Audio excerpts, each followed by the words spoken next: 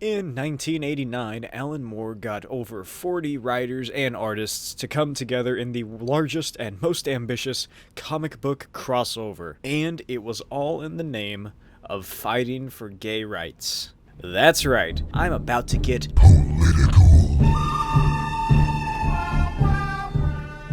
So if you're one of those comics-gate idiots who thinks politics don't belong in your comics or superhero comics or whatever it is they believe in, go ahead and read Action Comics #1, you sponge. Oh, and if you could give this video a like, I'd really appreciate it. The month of June, in the United States at least, is Gay Pride Month. 2 presidents have officially declared it Pride Month, the first being Bill Clinton in 1999 and 2000, the second being Barack Obama in 2017, and Donald Trump also acknowledged Gay Pride Month with a tweet. Up until 1961, all 50 US states had outlawed sodomy, read as homosexuality, because I'm sure there were still plenty of men begging their girlfriends or wives to try anal at least once. Please, just once, come on. For me, it's my birthday, who never got arrested. The first state to repeal these sodomy laws was Illinois in 1962. Before that, sodomy was a felony in every state of the Union, meaning you get sent to prison for quite a long time. In 1950, New York reduced sodomy to a misdemeanor with a maximum penalty of 6 months in prison. In 1965, New York legislature passed an updated criminal code which brought the maximum penalty down to 3 months, and it excluded married couples. Robert F. Wagner won the election for New York mayor in the early 60s, and during his term in office, he held a campaign to shut down gay bars.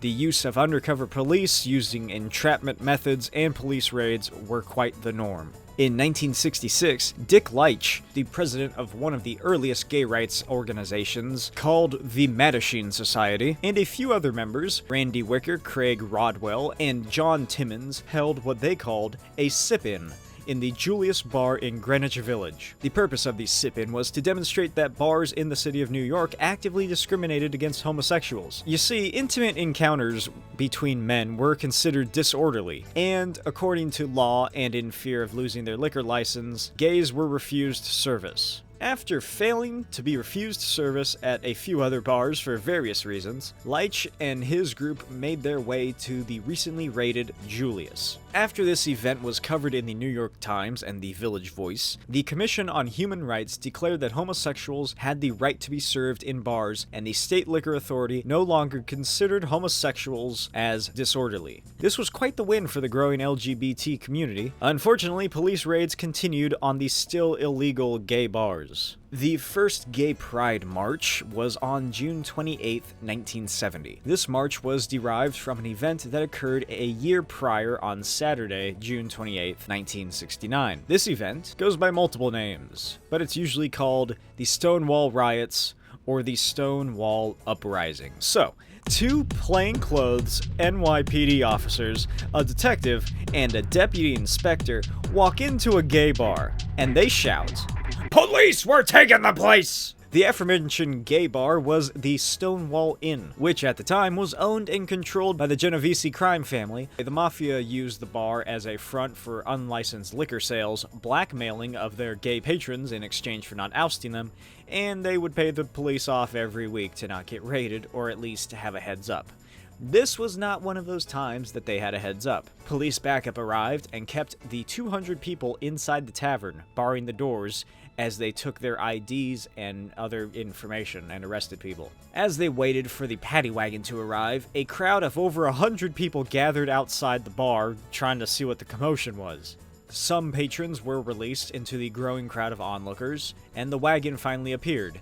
The mafia members were loaded up first alongside their illegal alcohol, and tensions began to rise in the crowd as a transvestite woman was roughly shoved into the wagon by several police officers.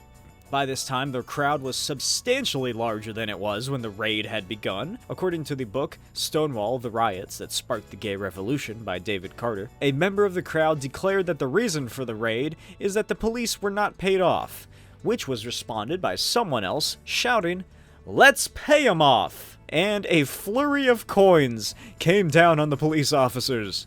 A woman was then dragged out of the bar, and after attempting to escape, she was struck in the head by a baton-wielding officer and then manhandled by 3 others into the wagon. Before she was locked inside, she shouted to the crowd to do something. The coins were then met with trash as the projectiles rained down upon the police officers who raced back indoors. And then a brick was lobbed through the window of the Stonewall. And with this, the first night of the Stonewall riots began. A longtime patron of the Stonewall Inn was Marsha P. Johnson, a drag queen and advocate for gay rights, and was also the founding member of the Gay Liberation Front and the Street Transvestite Action Revolutionaries, or STAR. Marsha P. Johnson has also been claimed to have been that person who threw the brick, or at least one of the first members of the crowd to begin fighting back against the police. And some stories claim that she threw a shot glass at a mirror in the torched bar, screaming, "I got my civil rights," both of which are fairly unverified, especially the one about the brick. Or if you want to believe the 2015 film Stonewall,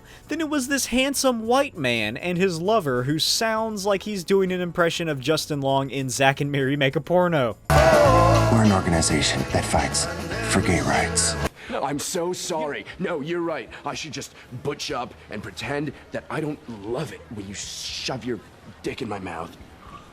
This is the best night of my life. There are many corroborations that Marsha did, however, climb a lamppost and drop a bag with a brick in it on the windshield of a cop car. The aftermath of the Stonewall uprising was the creation of several pro-gay activist groups. Among these was the Gay Liberation Front. A year after the riots, Brenda Howard organized and planned the first ever Pride Parade. Thousands of people marched the 51 blocks from Stonewall Inn to Central Park, where they then held a protest rally that they called a Gay Inn. This, however, was not a parade in the traditional sense of what you'd think of for a gay pride parade. Yeah, that. This was a protest, a stand for freedom and personal well-being. These brave men and women marched for their cause to be heard, and their cause was that of equality and the rights for every lesbian, gay, bisexual, and transgender person, not just in America, but the world. The annual Gay Pride Parade is still held every year in New York, and it is the largest pride parade in the world. This year, 2020, marks the 50th anniversary of the Pride Parade. Now, there's a lot to discuss when it comes to LGBTQ rights in America. A whole lot. Like, that was just a very basic synopsis of one event that occurred in one city out of over 10,000 in America 50 years ago. And it took me about 12 minutes to do. But the story that I'm covering today isn't just about America. It's about something else. This video is really about Section 28 and one of the many fights to stop it.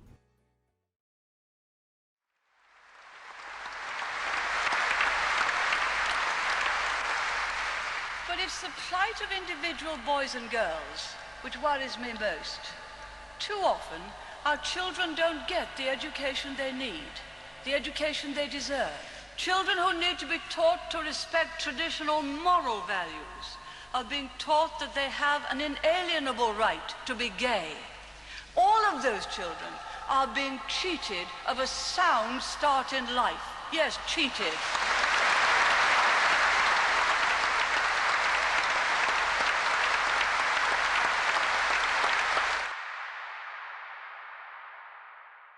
The history of LGBTQ rights in the United Kingdom is far more exhaustive than in America.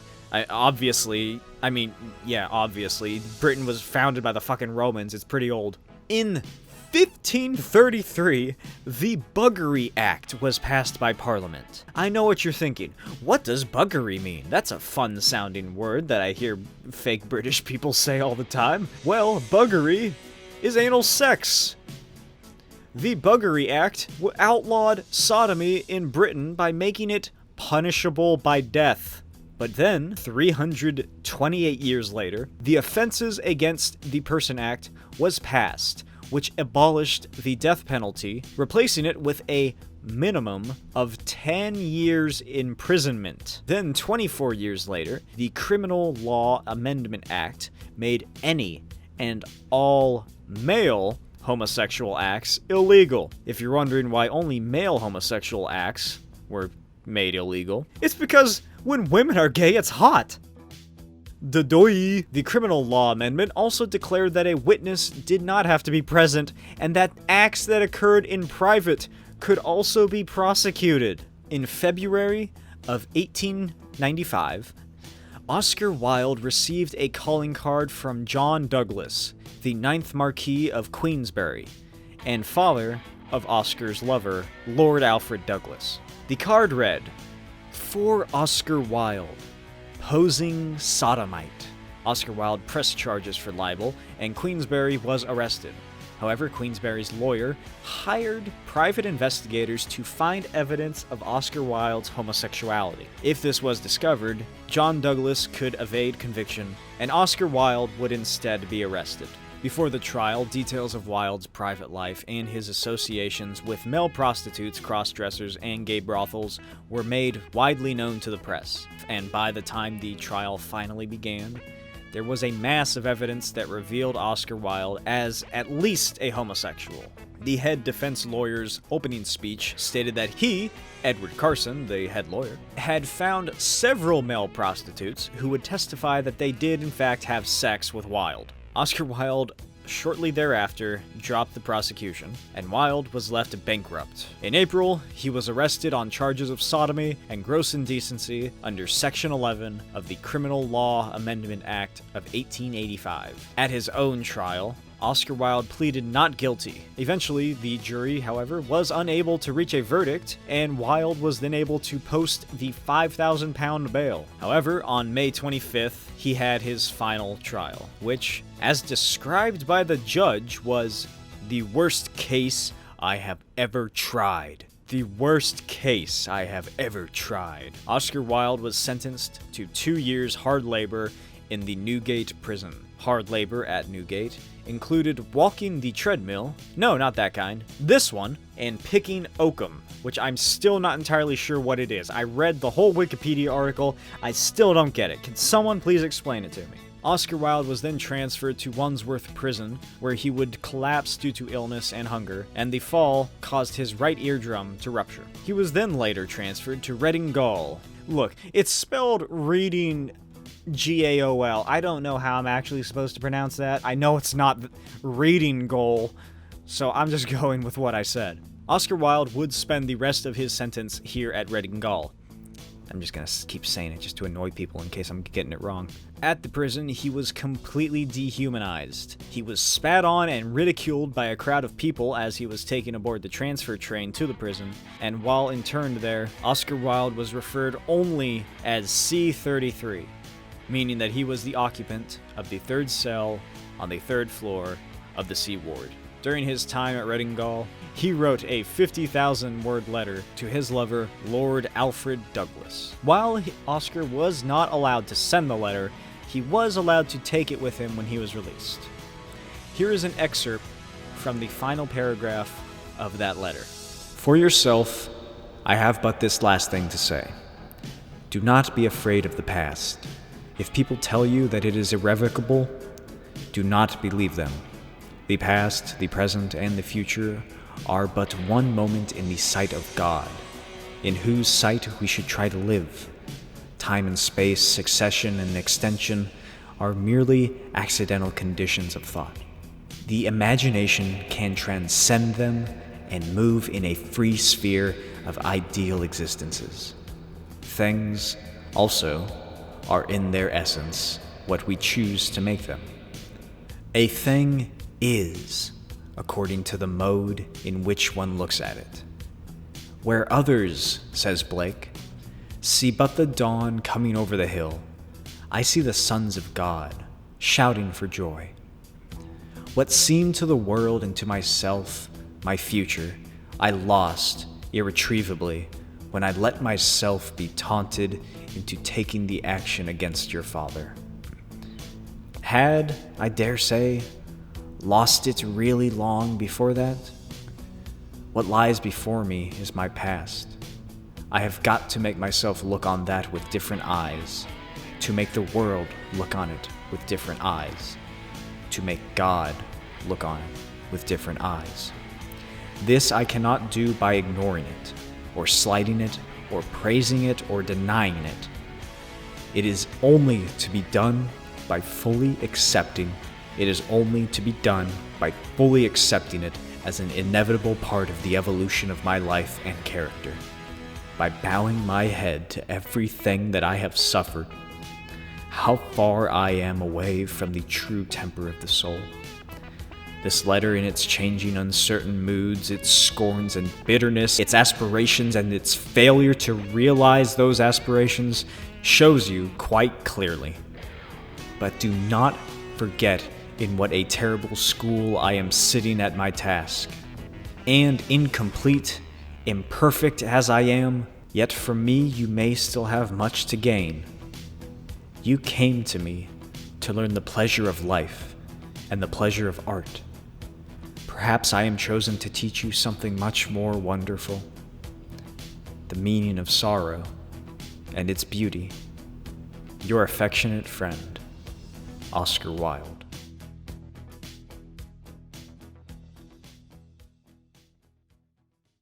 He was released on May 19th, 1897. Oscar Wilde then exiled himself to France, where he would live in poverty for the next 3 years. He would write 2 letters to the editor of the Daily Chronicle, which described the terrible conditions of English prisons and called for reform. Constance Wilde, Oscar's estranged wife, refused his requests to see his 2 sons, Cyril and Vivian. She did, however, send him £3 a week as some sort of allowance to just get by. In the latter half of 1897, Arthur Douglas and Oscar Wilde reunited and lived together in Naples until they were separated by their respective families under the threat of their funds being cut off. Oscar Wilde was then left in a state of alcoholic depression. On November 30th, 1900, he died of meningitis. He died poor and alone, one of the thousands to suffer at the hands of homosexual persecution. Homosexual acts were legalized in the United Kingdom in 1967 with the Sexual Offences Act, on the condition that the acts were consensual, in private, and between 2 men who were at least 21 years of age. Because again, when it's 2 women who are gay, it's hot. Speaking of which, in 1986, the Earl of Halsbury pushed for an amendment bill dubbed an Act to Refrain Local Authorities from Promoting Homosexuality. It's catchy, I know. And later he gave a speech about the act, saying, "I did not think that lesbians were a problem. They do not molest little girls. They do not indulge in disgusting and unnatural practices like buggery. They are not wildly promiscuous and do not spread venereal disease. It is part of the softening up propaganda that lesbians and gays are nearly always referred to in that order. The relatively harmless lesbian leads on the vicious gay." That was what I thought, and what I still in part continue to think. But I have been warned that the loony left is hardening up the lesbian camp, and that they are becoming increasingly aggressive. During her victory speech at the Conservative Party conference in October 1987, Margaret Thatcher attacked, quote, hard-left educational authorities and extremist teachers, stating that children who need to be taught to respect traditional moral values are being taught that they have an inalienable... Oh, no, wait, this is just a video. Why am I doing the voice? Just play the video. May I say this? Now that the election is over, may we get together and strive to serve and strengthen the country of which we're so proud to be a part. Prime Minister. And finally, one last thing. Yes. In the words of Erin Eve, whom we had hoped to bring here with us, there is now work to be done. And in the inner cities, where youngsters must have a decent education if they are to have a better future, That opportunity is all too often snatched from them by hard left education authorities and extremist teachers.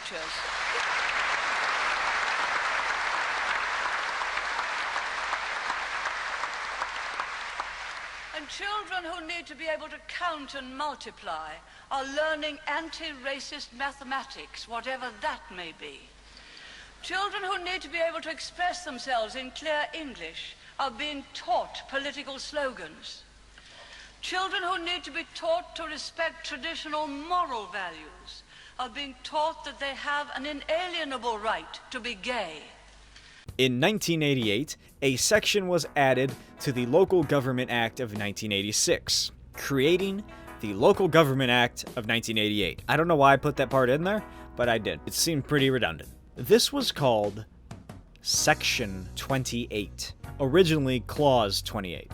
The amendment stated that local authority, quote, shall not intentionally promote homosexuality or publish material with the intention of promoting homosexuality, nor would they, quote, promote the teaching in any public school of the acceptability of homosexuality as a pretended family relationship. For those of you who may not be aware, the 1980s was a bad time to be gay. Well, most times were a bad time to be gay, but the 80s were especially bad, and it is entirely due to the AIDS epidemic. I'm not going to go into a whole in-depth analysis of AIDS, but just know that it was a bad thing, and as of 2017, gay and bisexual men accounted for an estimated 92% of HIV diagnoses. This made AIDS the gay disease, and was associated almost entirely with gay, bisexual, transgender people. And easy motherfucking E.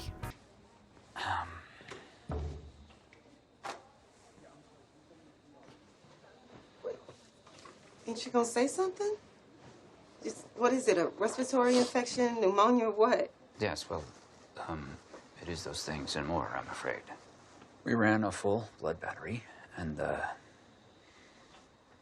I'm sorry, Mr. Wright, but, you've tested positive for HIV. Get the fuck out of here. What? A normal T-cell count is anywhere between 500 and 1,500. Right now, your T-cell count is 14.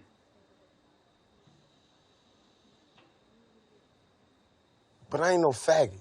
According to a British social attitudes survey from 1987, out of the 1,300 to 1,400 people surveyed, 64 of them said that sexual relations between two adults of the same sex was always wrong. 11% mostly wrong, 8% sometimes wrong, 2% rarely wrong, and 11% not wrong at all. In the 1987 election campaign, the Conservative Party, led by Margaret Thatcher, released propaganda posters detailing that the Labour Party wanted books such as Young, Gay and Proud, Jenny Lives with Eric and Martin, which was a picture book about a girl who had a lovely life with her two fathers, to be read in school, and that these books were, quote, encouraging youngsters to believe that it, homosexuality, was better than any other sexual way of life. During a committee on what was then called Clause 27, Lord Boyd Carpenter, when questioned exactly what promotion of homosexuality meant, said this: promotion can be treated in different ways. If the clause becomes law, it will be a matter for the courts to interpret in a sensible way in which courts do interpret the law. This meant that promotion of homosexuality could basically be anything. Someone could just talk to a gay man or talk about them, and that could be promotion. A teacher being asked a question about Section 28 could be fired because just talking about it meant that they were promoting it. And don't think that the schools weren't confused as motherfuckers about the vagueness of this law. There were multiple times when either the government decided that, hey, schools don't have to worry about Section 28, and then later it was reversed to say, yes, these are the exact people we want to have worry about Section 28. The teachers who we hate for apparently teaching that gayness is superior. Protests were held around the country, but Section 28 still became law on May 24th, 1988, 1 month before the 23rd anniversary of the Stonewall uprising. Protests that night included several lesbian women abseiling down into the House of Lords' main floor, but unfortunately there was no footage of this. There is, however, footage of a group of women invading the BBC One's 6 o'clock news. Lastly, a story that started in our studios tonight. The BBC has begun an inquiry into how 4 women demonstrators were able to get into the 6 o'clock television news studio and attempt to disrupt the start of tonight's programme. They were protesting against a new law, which comes into effect at midnight, stopping local councils from promoting homosexuality. Mike Smart reports. It was clear to viewers from the start of the 6 o'clock news that something was wrong. Good evening. The headlines at 6 o'clock. In the House of Lords, a vote is taking place now on a challenge to the poll tax. Tory rebels have said that the tax... Sue Lawley apologised and continued to broadcast. Out of vision, her co-presenter Nicholas Witchell and other BBC staff restrained the protesters. Outside the studio, one woman who'd handcuffed herself to camera cables was cut free. Lovely. Thanks very much. Another and the piece of studio furniture she'd handcuffed herself to were parted in a corridor. Led away, the women repeated their protest. Protesting about rights for lesbian and gay people. The inquiry into how the women got into the studio is already underway. Well, what happened this evening was intolerable. There'll be a proper inquiry and we'll make sure that this doesn't happen again on any of our news programmes. I do say that I think Sue Lawley and Nick Witchell behaved admirably in the circumstances, and I'm very glad that we continued with the broadcast and made sure that all our news went out. The incredibly vague Section 28 reads as follows. Prohibition on promoting homosexuality by teaching or by publishing material. 1. A local authority shall not, subsection A, intentionally promote homosexuality or publish material with the intention of promoting homosexuality.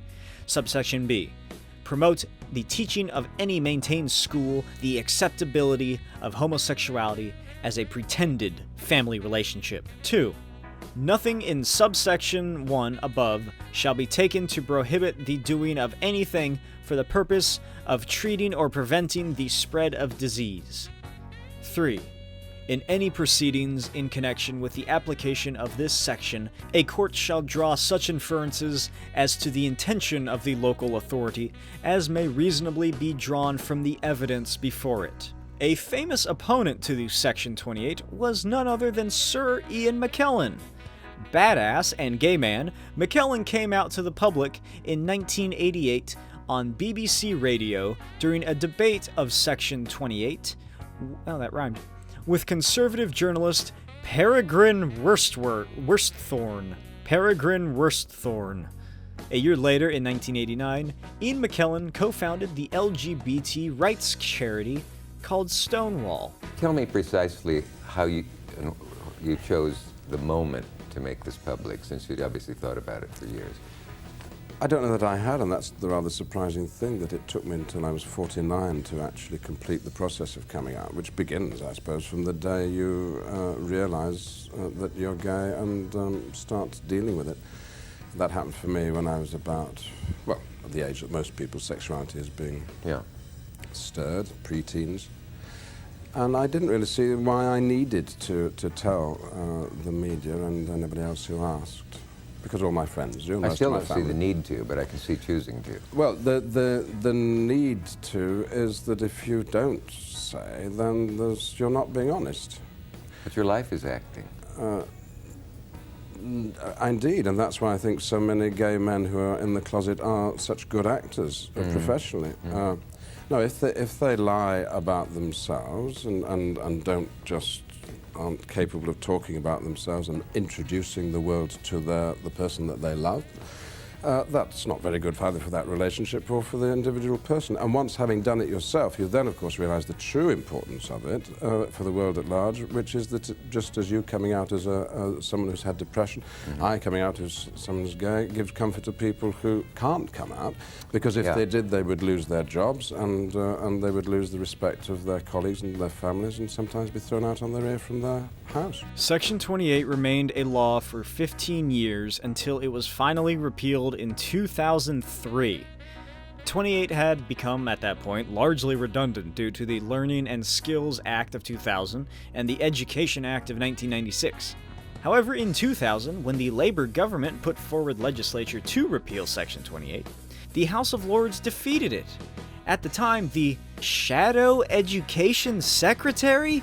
What the fuck does that mean? Why does it have the word shadow in the title? That is very ominous. And future Prime Minister and actual she-devil Theresa May is quoted as calling the defeat a victory for common sense. In Scotland, however, they had a much easier time. The Parliament repealed the Act on June 21st, 2000, with the rest of the United Kingdom, sans the County of Kent, who made their own version, repealed the Act in 2003.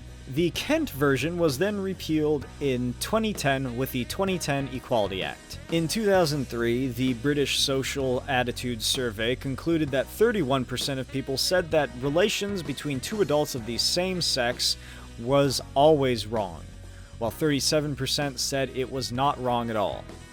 Keep in mind, there was also a greater number of people surveyed this time. I had nowhere to turn at school, and so it was something that I was feeling before Section 28 came in, and that just almost felt like, well, this seals the deal. You are this disgusting pervert that we're told about in the newspapers. Simon's primary school head did act by visiting his family home. Because he was worried that if I chose a life of homosexuality, as he called it back then, I would be lonely. So he outed me to my parents, to the school. I was 10, so it was pretty devastating, to be honest. I felt like my world came crashing in. So you'd say that Section 28 has negatively affected your life? Absolutely, absolutely, without a shadow of a doubt. All of those negative messages internalized made me hate myself. So, now that you know a little bit about the history, let's get into the actual story I'm covering today. I have no idea how far into the video this is, but I'll cross that bridge when I get there. In the late 1980s, Alan Moore had almost entirely abandoned mainstream comics, with V for Vendetta being his last work with DC Comics in 1989. In 1988, Alan Moore, his wife, Phyllis Moore, and their mutual lover, Deborah Delano, founded their own comic publishing company called Mad Love. Mad Love would later go on to publish Shadow Play, The Secret Team by Alan Moore and Bill Sienkiewicz, Brought to Light, and Big Numbers. Alan Moore declared Section 28 to be heterosexist, meaning that it discriminates in favor of opposite-sex sexuality and relations. And with that, he contacted a plethora of comic book creators to help join the anti-clause cause, with proceeds going to the Organization of Lesbian and Gay Action. Without further ado, released in 1988, written by Alan Moore, David Lloyd, Neil Gaiman, Brian Talbot, Dave Sim, Grok, Jeff Ryman, Alexi Sale, Hunt Emerson, Sue Hyde, David Leitch, Dave Gibbons, Dave Thorpe, David Shenton, Charles Shar Murphy, Posey Simmons, Dick Foreman, Roz Cavini, Gary Leach, Howard Cruz, Bill Sienkiewicz, Harvey Pekar, Art Spiegelman, Kevin O'Neill, Stephen Appleby, Kate Charlesworth, Jenny Wilson, Lisa Power, Izzy Islam, Robert Crumb, Brian Bolland, Dominic Reagan, Savage Pencil, Phil Elliott, Tony Reeves, Frank Miller, Kathy Acker, Jamie Delano, Mark Vickers, Joyce Brabner, Debbie Delano, and Phyllis Moore. With art by Steve Bissett, David Lloyd, Rick Veitch, Dave Gibbons, Grok, Graham Baker, Oscar Zarete, Hunt Emerson, David Leitch, Lynn Jamet, David Shenton, Floyd Hughes, Posey Simmons, Dick Foreman, Graham Higgins, Gary Leach, Howard Cruz, Bill Sienkiewicz, Joe Zabel, Gary Dumm, Art Spiegelman, Kevin O'Neill, Stephen Appleby, Brian Talbot, Mark Buckingham, Kate Charlesworth, Dave Sim, Gerhard, Izzy Islam, Robert Crumb, Brian Bolland, Dominic Reagan, Savage Pencil, Phil Elliott, Tony Reeves, Frank Miller, Shane Oakley, Dennis Howard, Jaime Hernandez, and Gilbert Hernandez. This is Artists Against Rampant Homophobia, or AARGH. This is an anthology comic which consists of The Mirror of Love, which was later reworked after Section 28's appeal into an actual comic with art by Jose Villarrubia, Hand, Promote and Survive, Insanity Clause, Clause 28, Hunt Emerson's bit, Just Waiting, I Was a Teenage Target, Controlled Hysteria, Friday Night at the Boozer, A Kind of Liberation, Clause in Effect, A Short Walk on a Cold Day, Crazy, Penceworth, Clause 28, A Notable Among Those Present, Real Dream, Clause for Concern, Buttocks Heads Rule the World, From Homogeneous to Honey, 28 Trivia Quiz, Untold Tales of the Secret Sacred Wars, Are the Mean Men Marching Yet, The Lilac Avenger, A Page from Brian Bolland, Dom Zombie Undead, Dead Duck, A Tale from Gimli, Appeal, The Future of Law Enforcement, Arthur Rembond Was Homosexual, and Growing Out of It, with the back cover art by the Hernandez brothers with colors by Gary Leach. If you want to buy this book, good bloody luck. It's pretty obscure and fairly rare to find at a low price. I was somehow lucky enough to buy this book on eBay for a whopping amount of $15.83. And because I'm an asshole who has already gone about 45 minutes without covering the actual comic, I'll only be selecting a few of those stories to read from AARGH. I'll probably cover the remaining stories at a later time. Let me know. Maybe I'll do the rest next year. It'll give you a lot of time to buy the book for yourselves if you want to read ahead. Also, since most of these people are from the UK, I won't ache your ears by doing terrible accents. I'll just do it one time, with Alan Moore. Even preceding landfall, things loved freely once. Ignoring gender, blind desire made pond slime fish turn fish to apes with sex. Life's glorious engine churning in the mud. Animals remember, dolphins still rotate their matings between their own sex and its reverse, their ruptures echoing for miles. On land, the first societies, great herds of sheep-beasts, raised their young together without males, whose part in reproduction was unknown. The women licked and groomed each other with men watching, circling round. In the beginning then, 3 million years of motherhood. The word came later. The word was power, was patriarchy. Firstborn children squirmed on altars of their father god. The word was law. In Sumer, women scorning men had teeth crushed with burnt bricks. Law, once conceived, applied to everything. Leviticus condemned most sexual practice as unclean, including that between 2 men. This was designed to snub the Canaanites, whose male priests practiced sodomy. Had they been cannibals instead, how different might things be? We gasped upon Divinian beaches, huddled under Neolithic stars, spat blood through powdered teeth, staining each other as we kissed. Always we loved. How could we otherwise? When you are so like me, my sweet, but in a different guise. We loved while great Mediterranean cultures flourished, their homoerotic urges troubling them not at all, regarding man-boy love as civilized. The Greeks and Romans made it thus, a badge of class and rank within their careful edifice of power. The Spartan army ventured further. Male love was enforced, producing soldiers who defend their frontline lovers to the death.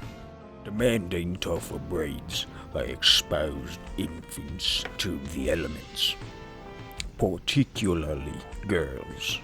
Perhaps because of this, by the time Rome invaded, there were only 16 Spartans left. Corinth's transvestite troops aside, this usage was unique. We were creators. Homer sought in verse to hug Achilles' shade. While on her isle, exquisite Sappho reminisced of myrrh poured on her lover's head, of girls upon soft mats with all of their most desired beside them. Yet this tolerance could not endure the rise of Christianity, which quite ignored Christ's love for outcasts and instead embraced moral severity, defining sex as base, an obstacle to faith. St. Paul named same-sex love for the first time as all sin. That was its name that stole a kiss behind the interlocking shields of war. Sin that made Sappho weep and write, I have not had one word from her. With baby blood upon their hands, they saw our love and named it sin. Thomas Aquinas, by the 13th century, had systemized degrees of violence, including copulation with an undue sex, since in the high dark ages, such pronouncements were quite readily made law. Burnings occurred, bodies twisting slowly in the breeze. Although to hang for sodomy alone was rare, such charges loaned vendettas weight. Knight Templars charged with sodomy had instead pressed Philip of France for debts he couldn't pay.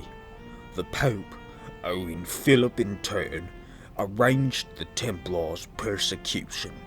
Then as now, our love was used conveniently as a smear. As the Renaissance bloomed, cities gradually returned, and in their alleys our subculture thrived, a pale, night-blooming flower. Despite church savagery, an improved social climb once more brought forth our muse. Thus, Michelangelo gazed heavenwards into the crowded Sistine sky, and told his dear Tommaso that though vain malignant hordes attribute what their grosser wills obey, yet should their love, their faith, pure joys afford. How could he know, upon his pallet there, creating heaven, from a hell of cramped discomfort, chisel trembling on the brink of freeing David's shoulder from chilled rock? How could he know what trials the future held, how gross its will? My love, the vain, malignant hordes are with us still. Dignity marched abreast with shame, disqualified from open love we rendezvoused in squalor. All we were allowed. Our culture, embracing Colette, riding so perfectly with Missy's name upon her anklet, also came to know dark hallways, ranking lavatories, reminded in our tenderness of our equivalence with shit. The First World War ironically allowed new closeness. Young men lived and died together in foreign mud. There, Wilfred Owen gave his love a sonnet, and disc of identity, bidding his heartbeat kiss it night and day until the name grew blurred, fading away. Alas, war brought not comradeship alone, and in defeated Germany the crippling war debt was a loam where fascist flowers thrived horribly. By 1933, we were already targets of the Reich, but still did not suspect how far we had to fall. In slaughterhouses labelled with pink triangles, our thousands died. The showers, they say, held bodies piled as if the strong and desperate had climbed on lovers' backs to flee the gas. Betrayed at last our love, the thing we thought they couldn't take. Can you imagine? Can you? Darling, do not weep. It was just a dream, a nightmare, gathered on the century's brow, and if it comes again, I'll hold you tight till dawn, as well as I know how. As day broke over Europe, troops returned, some bringing newfound ways of life. New worlds seemed possible, and Ginsburg howled against a state that called us communists, not satisfied with branding us diseased. The Mattachine Society, America's first group for homosexual men. Meanwhile, England saw campaigns for homosexual rights, while Orton wrote of dark young men with new and dangerous moralities. In 1967, Britain legalised the sexual act between consenting adult males, while gradually across America, states came to modify their laws. Though still harassed, we were yet jubilant. The first rung in our climb achieved. On Friday, June the 27th, 1969, routine police raids on the Stonewall bar in Greenwich Village sparked the riots from which gay liberation sprang. Dead Judy Garland's death ordered 5,000 years of history propel us through the streets with our anger fire the night. Running in between the blazing trash cans, holding hands, laughing above the sirens, unafraid and pure. We knew that freedom could be won, that nothing could prevent it. We were sure, my love. We were so sure. That was before the virus. AIDS changed everything, though first affecting heterosexuals, who comprise 9/10 of those afflicted worldwide. Church and press spoke of gay plague, and we, so close to being recognised as fully human, were instead transformed to medieval boogeymen. A human tragedy thus licensed human bigotry.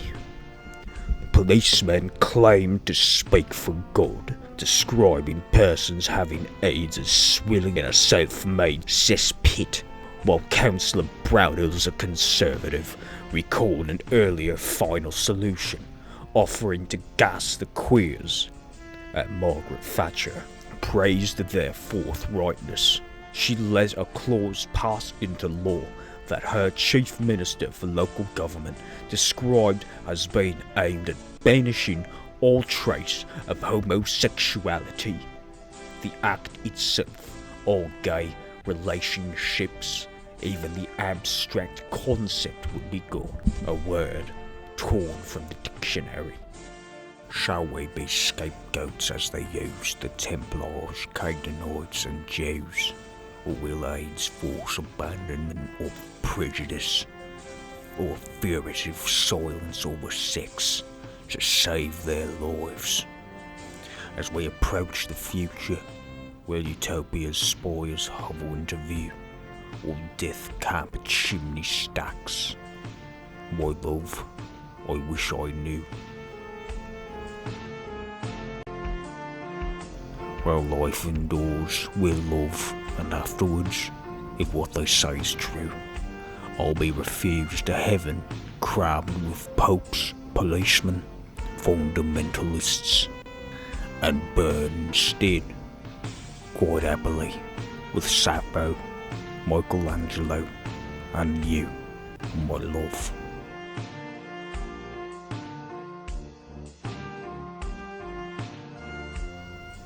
I'll burn throughout eternity with you.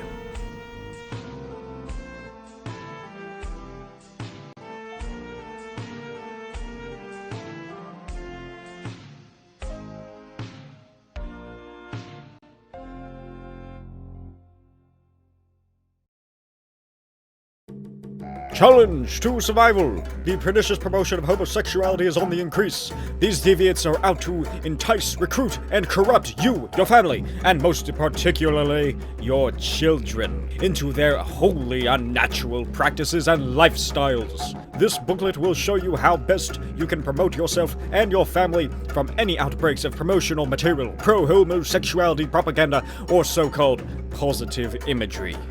Ignorance is bliss. You can reduce your own susceptibility to promotion by refusing to think. Avoid anything that might be intellectually stimulating.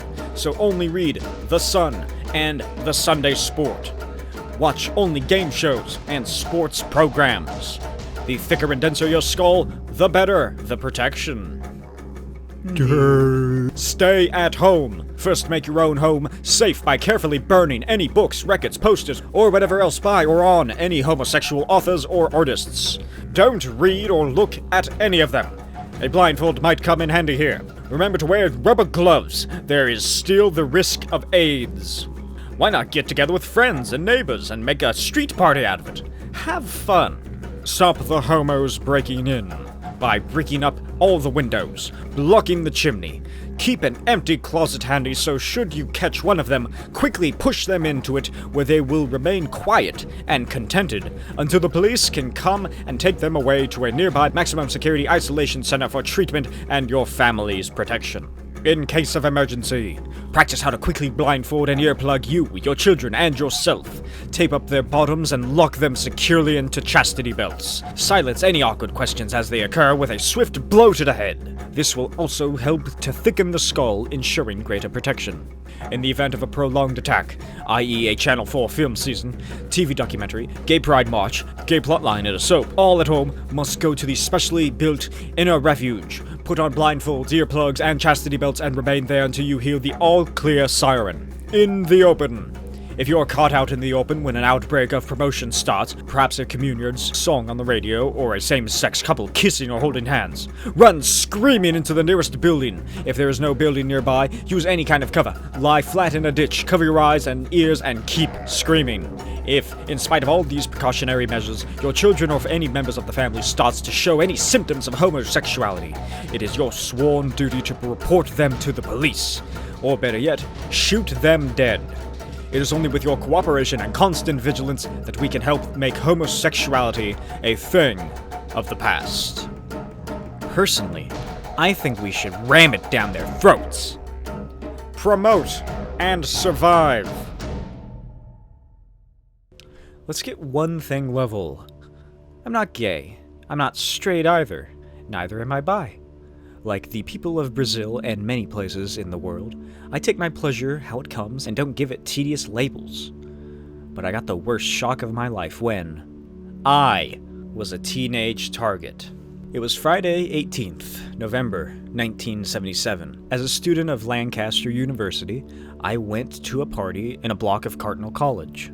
I went with my girlfriend, but I wandered off on my own. Hi. Are you gay?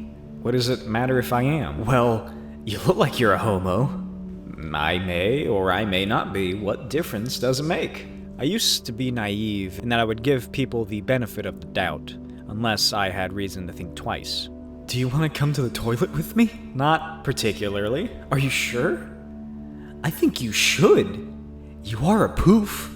Aren't you? While we struggled, we had a bizarre conversation. It seemed this guy was a lapsed Catholic. It says in the Bible, homosexuals are evil.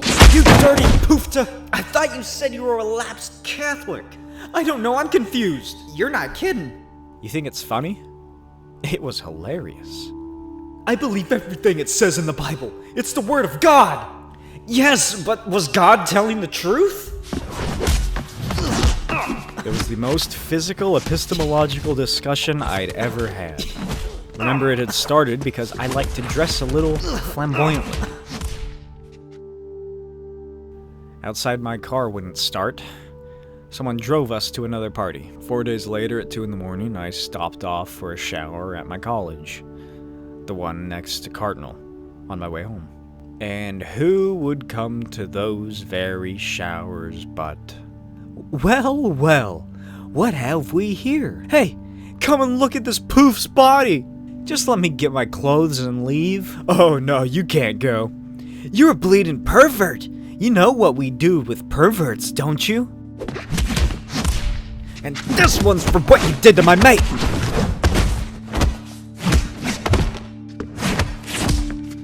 Bloody fairy. Sick, ain't ya? This discussion was decidedly less philosophical than the last, and less fun.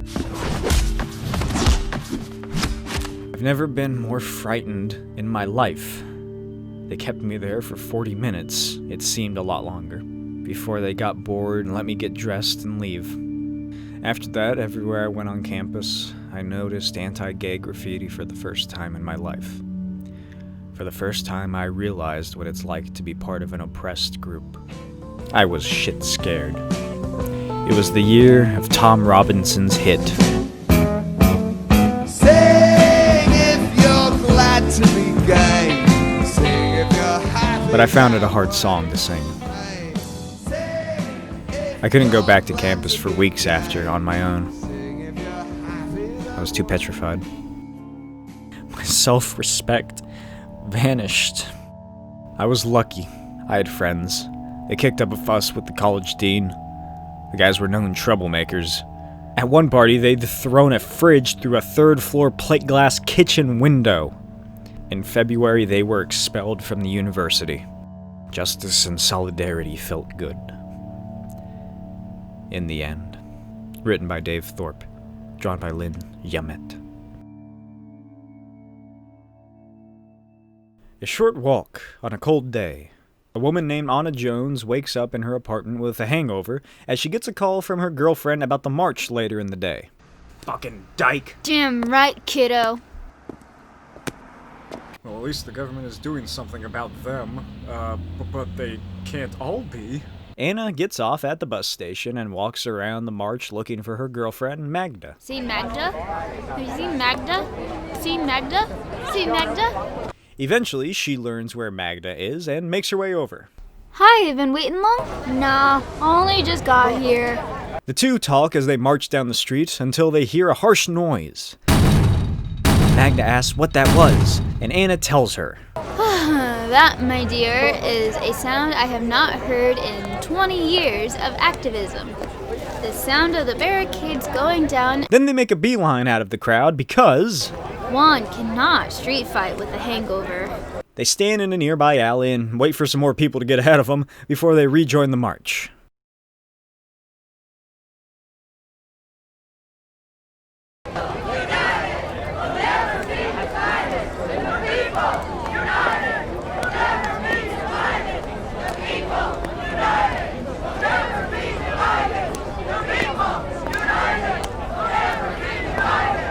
Want a crisp? Well, I'd hoped we'd go for a late lunch. That's so typical of you, Anna Jones. Read before politics every time. Damn right, kiddo.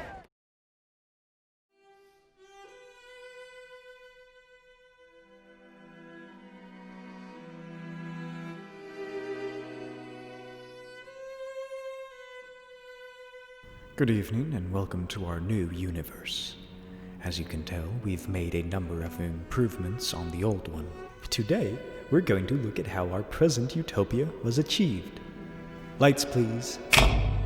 The removal of a concept from society is always fraught with potential problems. Where do we start? First slide, please. I think we can all see the problems here. Not very utopian, is it? The obvious place to start is with the books, repositories of ideas. Dangerous. Examine, please, a book which presents a positive image of inversion. That was easy. What then to do about something that contains a fairly sympathetic catamite? We take the character out. No real problem here. And Saki and the rest we consign to a bonfire or the ocean. The same goes for entertainment. Obvious stereotypes go first on TV. I'm free! Or radio. Oh, Mr. Horn, troll up your lady and we'll run a vine up your trunks. Music? No more Bowie, no more Reed. Bye-bye, communions. And with Brian Epstein out of the picture, there never were any Beatles, were there? Jesus wants me for a sunbeam to shine for him each day. Or plays. A number of prominent gay authors wrote books with no demi-mundane content, and the presentation of plays by Mollies and Tribidites encourages people to see them in a positive light, especially if they're good. The handling was straightforward. Very flat, Lord folk. It was a start, but then again, people knew the authors had existed, so we started to take them out, which gave us a whole new perspective on history. It's full of them, all of them ripe for removal. Our time teams adjusted superfluous historical figures. Shakespeare, Richard I, then we hit some real snags. Take the Greek and the Spartan cultures, both of them founded on it, laced with it, swimming with it, and people thought of the Greeks as the cradle of civilization. Eureka!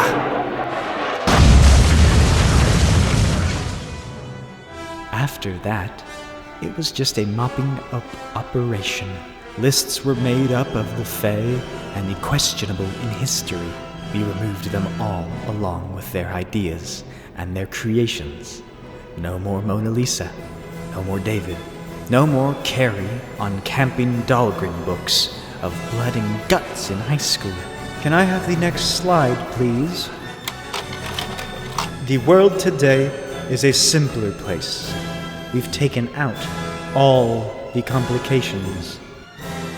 All the square pegs and the painful and the strange.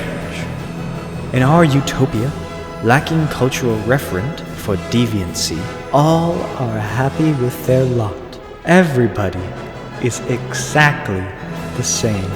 Isn't it sweet?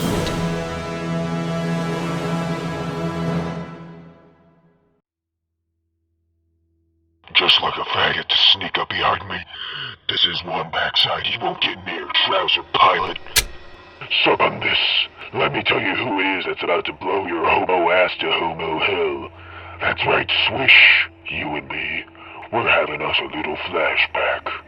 I was a man once. A real man. Christ the fucking mighty, will you look at that? And they wonder why we rape them. Fucking... Hey. I play between my legs, and I know how to use every inch. Just ask my wife.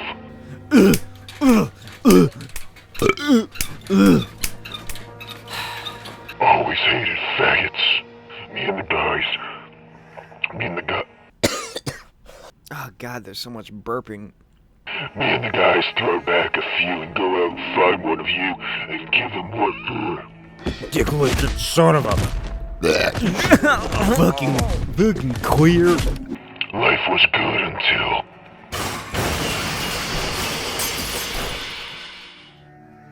Woke up in the hospital. Couldn't move my arms or legs. But that wasn't the worst of it. Not nearly. No, nothing.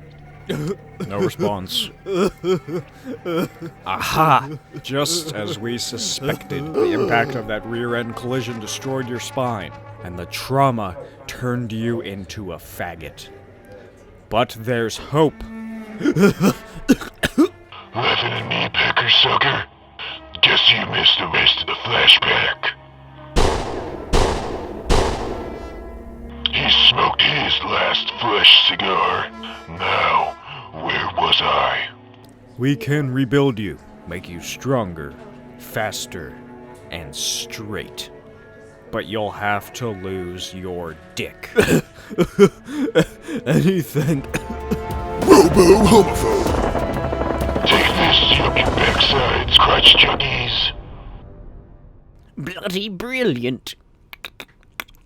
That's all for now. I hope you enjoyed this episode of What Is. If you did, make sure you subscribe for more comic-related content. Next month is a surprisingly high-requested series that I did not expect people to want to see so badly. As always, let me know what you thought of this comic in the comments, and give me some recommendations for future videos and/or comics I should read.